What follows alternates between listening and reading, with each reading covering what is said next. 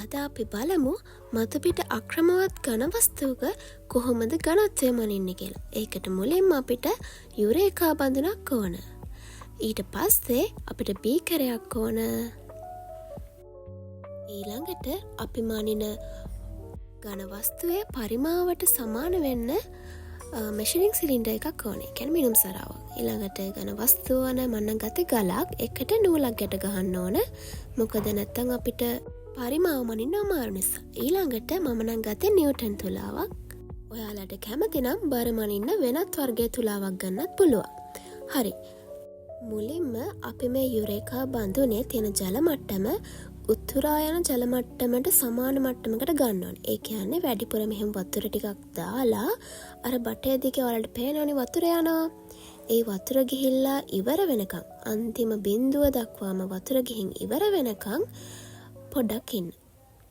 තව දුරටත් ඒ බටේ දිගේ වතුර උතුරා යන්නේ නැති තරමට ජල මට්ටම යුරේකා බඳුනේ ස්ටේබල් වෙනකන් ඔයාලා ඉන්න ඕනේ. ඔයාලට පේනවා ඇති මේ බටේ කෙලින්ම තමයි ජල මට්ටම තියෙන යුරේකා බඳුනේ. හරි. දැන් ඒ වැඩිපුර ජලය ටික අපි අයින් කරගන්නවා. මොකද ඒ ටික අපිට ඕනේ නැහැ ප්‍රැක්ටිකල් එකට. හරි. මුලින්ම අපි මේ ගලේ ස්කන්ධය මැනගන්න ඕනේ. ඒකට නිව්ටන් තුලා පාවිච්චි කරනවා. මම මෙහෙම නූලකින් තමයි ඒක එල්ලන්නේ. අපි බලමු. දැන් ඔයාලට පේනවා ඇති මේකේ පාඨාංකය. ඒක තියෙන්නේ 190. ඒ කියන්නේ ග්‍රෑම් 190ක් බරයි අපේ ගල. ස්කන්ධය මැනගත්තා. දැන් අපි මේකේ පරිමාව බලමු. මේ ගල විස්ථාපනය කරන ජල පරිමාව ගලේ පරිමාවට සමානයි. මේකෙන් කියවෙන්නේ ආකිමිඩිස් නියමය ගැන. ඔයාලට පේනවනේ අර වැඩිපුර ඉවත් වෙන ජලය ටික අර බීකරයට එකතු වෙනවා. අපි මෙහෙම අන්තිම බිඳුව දක්වාම ජලය එකතු කරගන්න ඕන.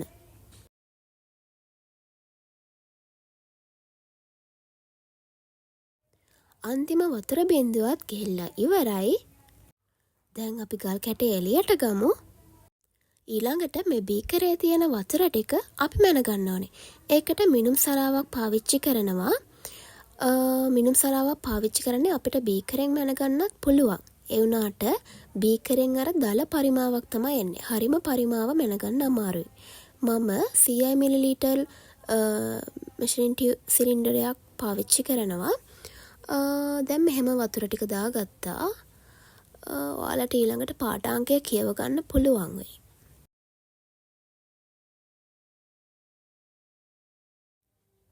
ඔයාලට පේනවද ඒක කීයද කියලා? 61 මිලිලීටර්. හරි. අපි දැන් ගණනය කිරීමක් කරමු. ඝනත්වය සමානයි ස්කන්ධය බෙදීම පරිමාව. අපි මෙතෙන්දී ස්කන්ධය කිලෝග්‍රෑම් වලින් අරන් පරිමාව ගන්නේ ඝන මීටර් වලින්. ඒ නිසා ඝනත්වයේ ජාත්‍යන්තර සම්මත ඒකකය වෙන්නේ ඝන මීටරයට කිලෝග්‍රෑම්. හරි. ඒ වුණාට අපි මේ ප්‍රැක්ටිකල් එකේදී ස්කන්ධය මැන්නේ ග්‍රෑම් වලින්, පරිමාව මැන්නේ මිලිලීටර් වලින්. ස්කන්ධය අපිට ආවා 190යි ග්‍රෑම්. එතකොට පරිමාව ආවා 61යි මිලිලීටර්.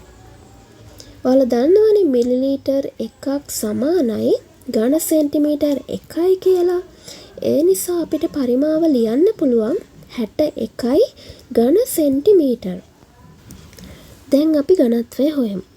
D සමානයි 190යි ග්‍රෑම් බෙදීම 61යි ඝන සෙන්ටිමීටර් සමානයි